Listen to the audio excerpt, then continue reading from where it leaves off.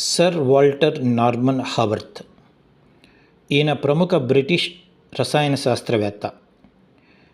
ఇతను కార్బోహైడ్రేట్లు మరియు విటమిన్ సిలపైన చేసిన పరిశోధనకు గాను 1937వ సంవత్సరానికి రసాయన శాస్త్రంలో నోబెల్ బహుమతి అందుకున్నాడు.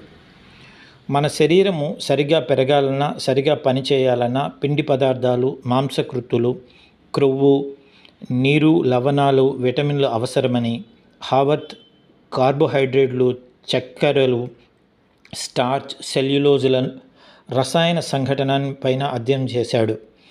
1928లో ఆయన మాల్టోస్, సెలోబియస్, లాక్టోస్, ఫ్రక్టోస్, జెంటియోబయోస్, మెలిబియోస్, చక్కెర, గ్లూకోసైడ్ల వలయ నిర్మాణాలను ధృవీకరించాడు. అతను 1929లో ది కాన్స్టిట్యూషన్ ఆఫ్ షుగర్స్ అనే క్లాసిక్ టెక్స్ట్ను ప్రచురించాడు. హావర్త్ 1933లో సి విటమిన్ యొక్క అణు నిర్మాణ స్వభావాన్ని కనుక్కున్నాడు. ఎడ్మండ్ హార్ట్స్తో కలిసి విటమిన్ సిని సంశ్లేషణ చేశాడు. విటమిన్ సి సర్కియా వ్యాధికి గురి కాకుండా కాపాడుతుందని, విటమిన్ సి మొదట మానవ నిర్మాణ విటమిన్ అని ఆయన తెలియపరిచాడు.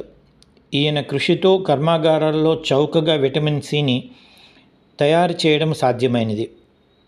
ఈ విటమిన్ను హావర్త్, ఆల్బర్ట్ సెంట్ జార్జ్ అస్కారిక్ ఆమ్లము అని పిలిచేవారు.